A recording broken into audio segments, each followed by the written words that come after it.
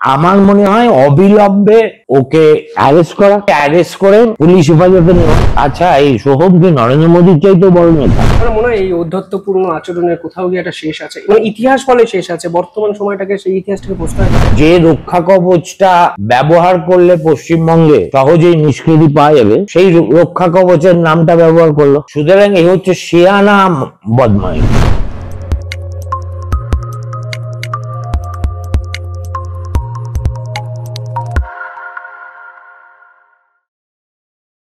নমস্কার, আপনারা দেখছেন দ্য ইন্ডিপেন্ডেন্ট বেঙ্গল।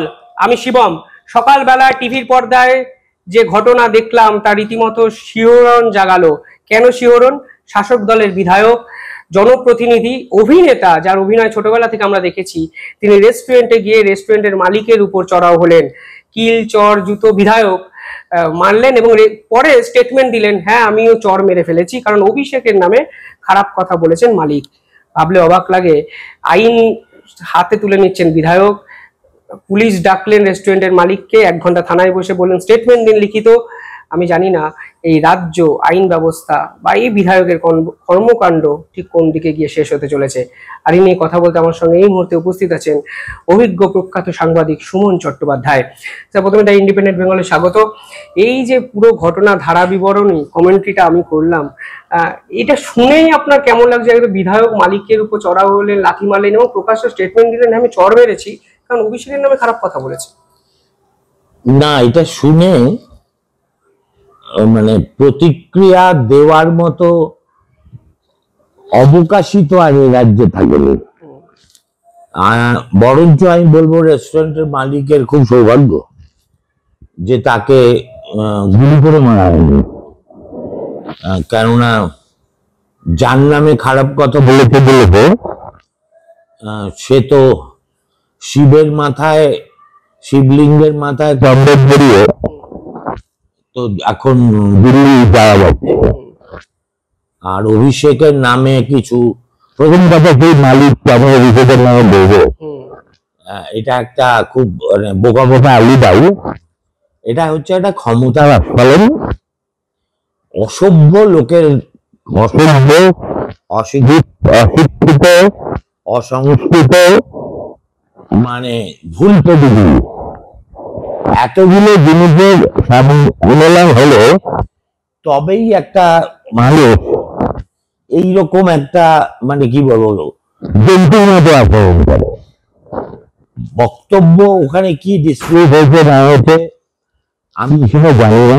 আমি তোর কাছেই দেখলাম, আমি সকালবেলা টেলিভিশন দেখি না, শরীর খারাপ লাগবে, আর সারাদিন দেখা যায় না, সেই জন্য আমি আমার একটুখানি সময় দেখি সন্ধ্যার পর। তো দিস ইজ বেঙ্গল। এখানে মানে এই তো তুমি বিধায়ক, ঠিক আছে, টিএমসির যে কোনো লালু পাঁচু এখন ওই দলের সঙ্গে অ্যাফিলিয়েশন করে যথেচ্ছাচারের লাইসেন্স হিসেবে মনে করছে, ব্যবহার করছে এবং যাকে সামনে পাচ্ছে তার উপরেই বল প্রয়োগ করছে। এখন এদেরকে তো আমি বলে বোঝাতে পারবো না যে এইভাবে তো বেশি দিন যাবে না, একদিন তো গণপ্রহারও হতে পারে। সেই দিকে যদি এরা ইচ্ছাকৃতভাবে বাংলাকে নিতে চায় তাহলে নিয়ে যাবে। সোহম অমিতাভ বচ্চন নিশ্চয়ই নয়। আমি তার কোনো ছবি দেখিনি, জীবনে দেখার কোনো আগ্রহ নেই। সে কোন কেন্দ্র থেকে জিতেছে তাও জানি না, কেন জিতেছে তাও জানি না, কোন যুক্তিতে এবং কোন যোগ্যতায় তাকে তৃণমূল কংগ্রেস টিকিট দিয়েছে তাও জানি না। অবশ্য এখন তৃণমূল কংগ্রেসে যেহেতু কোনো যোগ্যতা বা অযোগ্যতা এইসব মাপার একমাত্র মানদণ্ড হচ্ছে দিদিমণি পছন্দ করেন কি করেন না, বা অভিষেক পছন্দ করে কি করে না, নাথিং এলস ম্যাটার্স। নইলে রচনা বন্দ্যোপাধ্যায়ের মতো একটা কলের পুতুল তাকে সংসদে পাঠায় কেউ? তো আমার কথা হচ্ছে যে কি বলবো, as an elderly citizen of this city, I sometimes feel scared and sometimes feel very nonchalant. তার আমি ওটা তৈরি হয়ে আছি যে কোনো আমাদের মারবো, ঠিক আছে। আমি বলছি বিধায়কদের দায়িত্ব কতটা একটা প্রশ্ন ওঠে, পাশাপাশি অভিনেতাদের দায়িত্ব কিছু নেই একটা মানুষ। আমার কথা হচ্ছে বিধায়ক শব্দটা কেউ একটা বিধানসভায় নির্বাচিত হয়েছে বলেই তার গায়ে বিধায়ক না আমার মনে হয় লাগানোর দরকার নেই। কেমন একটা বিধায়কের দায়বদ্ধতা এগুলো সম্পর্কে এদের পার্লামেন্টারি প্র্যাকটিস একটা আছে যেখানে অসংসদীয় আচরণ বলে আমরা বলি, এমনকি একটা অশালীন ভাষাও ব্যবহার করা যায় না, করলে সেটা স্পিকার কার্য বিবরণী থেকে বাদ দিয়ে দেয়, বাড়াবাড়ি করলে লোকসভা থেকে বাদ দিয়ে দেয়, মানে লোকসভা বিধানসভা বের করে দিতে পারে, সে যদি নিজে থেকে না বেরোয় মার্শাল থেকে বার করে দিতে পারে।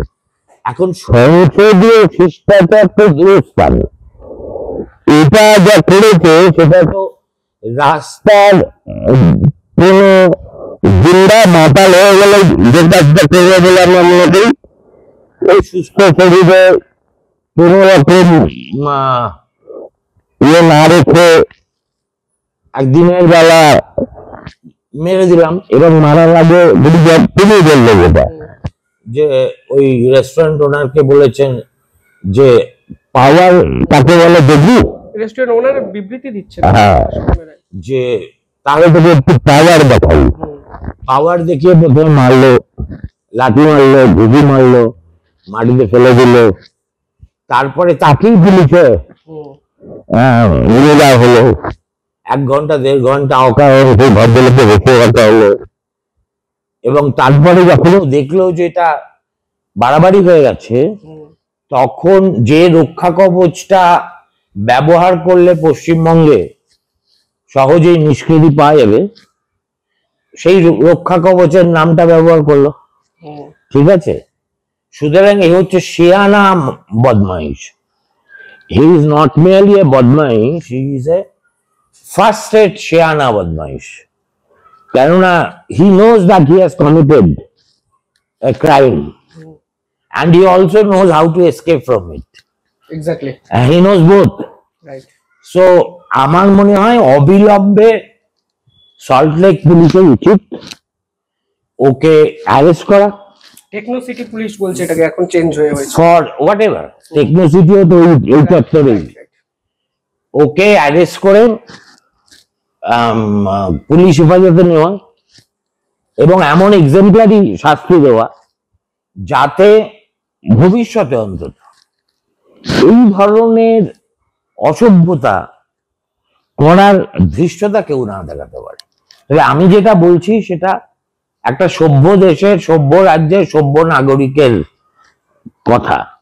এটা তো খুব একটা সভ্য রাজ্যে আমরা আর বাস করি না, ফলত এগুলোই অনিবার্য।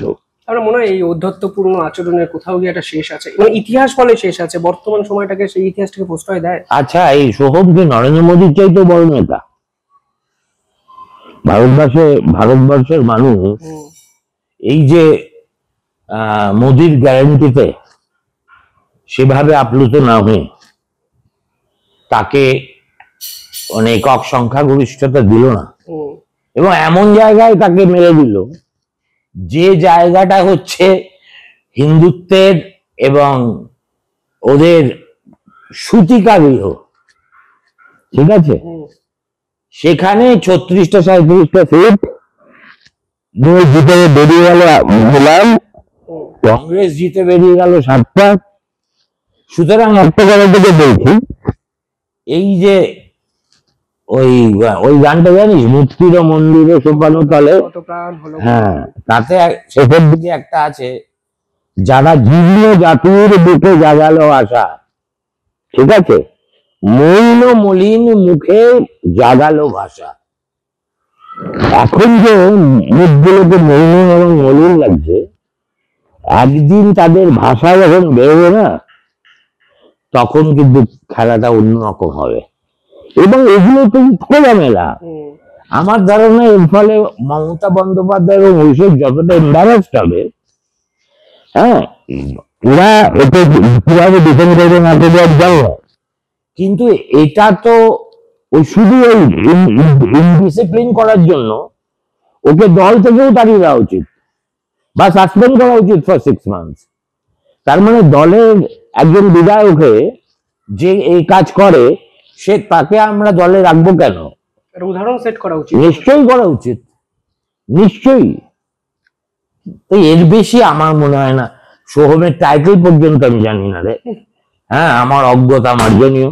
রাইট, সোহমের টাইটেল জানার প্রয়োজন নয়, কিন্তু এখন সঙ্গে জুড়ে গেছেন বিধায়ক, অভিনেতা, নিঃসন্দেহে তার যদি অধ্যত্বপূর্ণ আচরণ হয়, সাধারণ মানুষ সুমন চক্রবর্তীর মতোই, সুমন চট্টোপাধ্যায়ের মতো ভীত হবেন, সন্ত্রস্ত হবেন। না না, আমি আমার ভয়টা হচ্ছে আমার প্রজন্মের ভয়। I will present a generation, না?